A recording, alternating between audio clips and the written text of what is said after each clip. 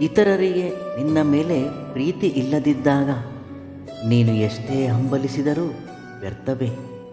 ಒಬ್ಬ ಮನುಷ್ಯನಿಗೆ ಒಂದು ಕಡೆ ನಿಲ್ಲುವುದು ಸುಲಭ, ಅದೇ ಓಡುವುದು ಸ್ವಲ್ಪ ಕಷ್ಟವೇ. ಆದರೆ ನಮ್ಮ ಮನಸ್ಸಿಗೆ ಒಂದು ಕಡೆ ನಿಲ್ಲುವುದು ಬಹು ಕಠಿಣ, ಅದೇ ಓಡುವುದೆಂದರೆ ಅತ್ಯಂತ ಸುಲಭ. ನೀವೇ ನೋಡಿ, ನಿಮ್ಮ ಮನಸ್ಸು ಯಾವಾಗಲೂ ಓಡುತ್ತಲೇ ಇರುತ್ತದೆ. ಯಾರಾದರೆ ನಮ್ಮ ಮನಸ್ಸನ್ನು ಆಗಾಗ ನಿಲ್ಲಿಸಬಲ್ಲರೋ ಅವರಿಗಿಂತ ಶ್ರೇಷ್ಠ ವ್ಯಕ್ತಿ ಮತ್ತಾರೂ ಇಲ್ಲ. ಅದುವೇ ಯೋಗ, ಮನಸ್ಸಿನ ನಿಗ್ರಹವೇ ಯೋಗ. ನಿನ್ನ ಒಂದು ಸೋಮಾರಿತನವೇ ನಿನ್ನ ನಿಜವಾದ ಶತ್ರುವು, ಅದೇ ನಿನ್ನ ಬೆಳವಣಿಗೆಗೆ ಮೊದಲ ಅಡ್ಡಿಯಾಗಿರುವುದು. ನೆನಪಿಟ್ಟುಕೊಳ್ಳಿ, ನಿನ್ನ ಬಡತನಕ್ಕೆ ಮೂಲ ಕಾರಣ ಸೋಮಾರಿತನವೇ. ಅದನ್ನು ಒದ್ದೋಡಿಸು, ಎದ್ದು ಕಾರ್ಯೋನ್ಮುಖನಾಗು, ಖಂಡಿತವಾಗಿಯೂ ಯಶಸ್ವಿಯಾಗು. ನಿನಗೆ ಕೆಲಸ ಮಾಡುವ ಆಸಕ್ತಿ ಇದ್ದರೆ ಮಾಡುವುದಕ್ಕೆ ಬಹಳಷ್ಟು ಕೆಲಸಗಳಿವೆ, ಅವಕಾಶಗಳಿವೆ. ಕೆಲಸಗಳಲ್ಲಿ ಕನಿಷ್ಠ ಮತ್ತು ಶ್ರೇಷ್ಠತೆ ಇಲ್ಲ. ನೀತಿ ಮತ್ತು ನಿಜಾಯಿತಿಯಿಂದ ಮಾಡುವ ಎಲ್ಲ ಕೆಲಸಗಳು ಗೌರವಕ್ಕೆ ಅರ್ಹರಾಗಿರುವವು. ಮೊದಲು ನಿನ್ನ ಮನಸ್ಸಲ್ಲಿ ಆ ಕೀಳರಿಮೆಯನ್ನು ತೆಗೆದುಹಾಕು. ಯಾವುದೇ ಕೆಲಸಗಳು ಇಷ್ಟಪಟ್ಟು ಮತ್ತು ಶ್ರದ್ಧೆಯಿಂದ ಮಾಡಿದರೆ ಅದು ಶ್ರೇಷ್ಠ ಕೆಲಸ. ಇಷ್ಟ ಇಲ್ಲದೆ ಅಶ್ರದ್ಧೆಯಿಂದ ಮಾಡಿದರೆ ಅದು ಕನಿಷ್ಠ ಕೆಲಸ. ಇಂದು ನೀನು ಶ್ರದ್ಧೆಯಿಂದ ಮಾಡುವ ಕೆಲಸ ಮುಂದೊಂದು ದಿನ ನಿನ್ನನ್ನು ಎತ್ತರಕ್ಕೆ ಕೊಂಡೊಯ್ಯುತ್ತದೆ. ನಿನ್ನ ಹತ್ತಿರ ಎಷ್ಟೇ ಸಂಪತ್ತು ಇದ್ದರೂ ಮತ್ತು ಶಾರೀರಿಕವಾಗಿ ಎಷ್ಟೇ ಬಲ ಹೊಂದಿದ್ದರೂ ಮಾನಸಿಕ ಪ್ರಶಾಂತತೆ ಒಂದು ಇಲ್ಲದಿದ್ದರೆ ಎಲ್ಲ ಇದ್ದರೂ ವ್ಯರ್ಥವೇ. ನೀವು ಜೀವನದಲ್ಲಿ ಪ್ರಶಾಂತವಾಗಿ ಇರಬೇಕೆಂದರೆ ಅನಗತ್ಯವಾಗಿ ಯಾವುದನ್ನು ಅಂಟಿಸಿಕೊಳ್ಳಬೇಡಿ. ಹಾಗೆ ಕೆಲಸಕ್ಕೆ ಬಾರದ ವಿಷಯಗಳಿಗಾಗಿ ತಲೆಕೆಡಿಸಿಕೊಳ್ಳಬೇಡಿ. ನೀನು ಎಷ್ಟೇ ಬೈದರೂ ಮತ್ತು ಎಷ್ಟೇ ಕೋಪಗೊಂಡರೂ ಮತ್ತೆ ನಿನ್ನ ಜೊತೆಯೇ ಇರಲು ಬಯಸುತ್ತಾರೆಂದರೆ ಅವರಿಗೆ ನೀವೆಂದರೆ ಪ್ರೀತಿ ಅಷ್ಟೇ ಅಲ್ಲ. ಈ ಪ್ರಪಂಚದಲ್ಲಿ ನಿಮಗಿಂತ ಮುಖ್ಯವಾದದ್ದು ಯಾವುದೂ ಇಲ್ಲವೆಂದು. ನಿಜವಾದ ಪ್ರೀತಿಗೆ ಯಾವುದೇ ಮಿತಿಗಳಿಲ್ಲ, ಪ್ರೀತಿಗೆ ಯಾವುದೇ ನಿರೀಕ್ಷೆಗಳಿಲ್ಲ.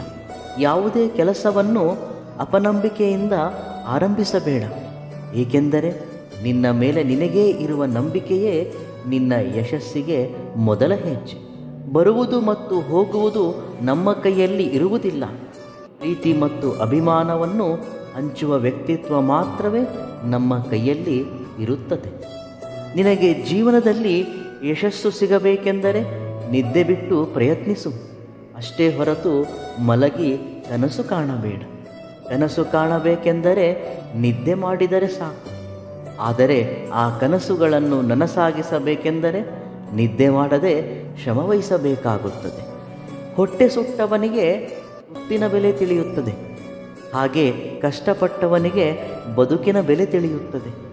ಒಬ್ಬ ಮನುಷ್ಯನಿಗೆ ಗಾಯದಿಂದ ಉಂಟಾದ ನೋವು ಕೆಲವು ದಿನಗಳವರೆಗೆ ಮಾತ್ರ ನೋಯಿಸುತ್ತದೆ, ಆದರೆ ಚುಚ್ಚು ಮಾತಿನಿಂದ ಉಂಟಾದ ನೋವು ಮಾತ್ರ ಜೀವನ ಪೂರ್ತಿ ನೋಯಿಸುತ್ತಲೇ ಇರುತ್ತದೆ. ಯಾವುದೇ ವ್ಯಕ್ತಿಗಾಗಲಿ ಸಂಪತ್ತು ಇಲ್ಲದಿದ್ದರೂ ಸಂಸ್ಕಾರವಿದ್ದರೆ ಜೀವನ ತೃಪ್ತಿದಾಯಕವಾಗಿರುತ್ತದೆ.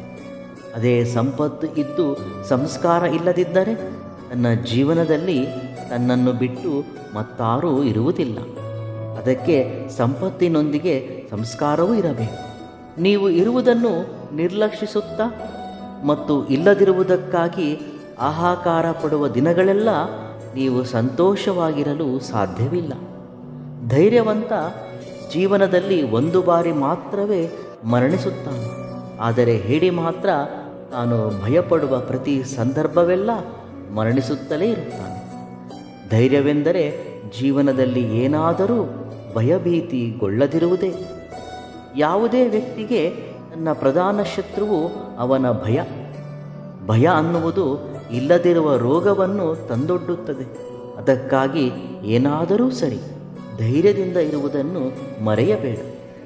ಯಾವಾಗಾದರೆ ಒಬ್ಬ ಮನುಷ್ಯ ಅಧಿಕವಾಗಿ ಕೇಳುವುದನ್ನು ಅಭ್ಯಾಸ ಮಾಡಿಕೊಳ್ಳುತ್ತಾನೋ ಆಗಲೇ ಅಧಿಕವಾಗಿ ಕಲಿಯುತ್ತಾನೆ.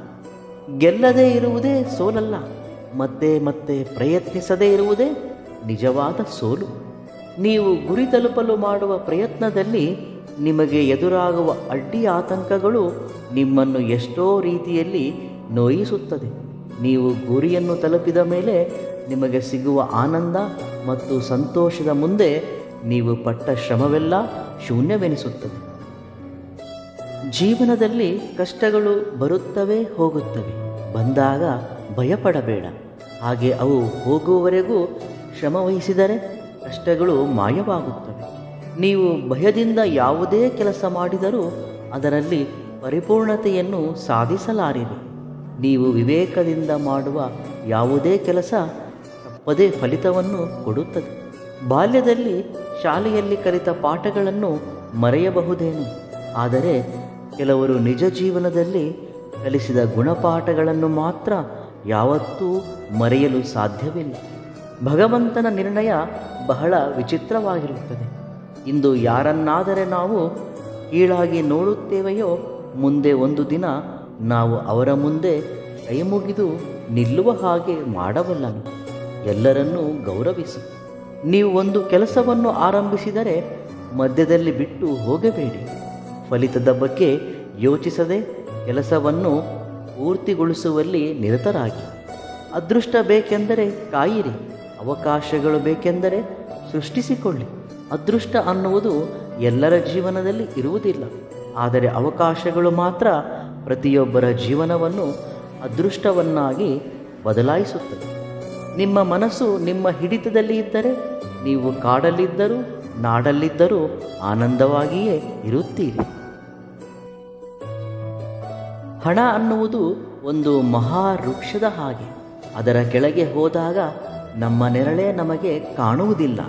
ಇನ್ನು ನಮ್ಮ ಸುತ್ತಲೂ ಇರುವವರು ಅಸಲಿಗೆ ಕಾಣಿಸುವುದೇ ಇಲ್ಲ. ಹಣದ ವಿಷಯದಲ್ಲಿ ಪ್ರತಿಯೊಬ್ಬರೂ ಸ್ವಾರ್ಥರೇ. ಜವಾಬ್ದಾರಿ ಗೊತ್ತಿಲ್ಲದವನಿಗೆ ಕೆಲಸ ವಹಿಸುವುದು ಎಷ್ಟು ತಪ್ಪೋ, ಬಾಂಧವ್ಯದ ಬೆಲೆ ಗೊತ್ತಿಲ್ಲದವರೊಂದಿಗೆ ಬಂಧುತ್ವ ಬೆಳೆಸುವುದು ಅಷ್ಟೇ ತಪ್ಪು. ಎಷ್ಟು ಹಣ ಸಂಪಾದಿಸಿರುವೆ ಅನ್ನುವುದು ಮುಖ್ಯವಲ್ಲ, ನೀನು ಎಷ್ಟು ನೆಮ್ಮದಿಯಿಂದ ನಿದ್ದೆ ಮಾಡುವೆ ಅನ್ನುವುದೇ ಮುಖ್ಯ.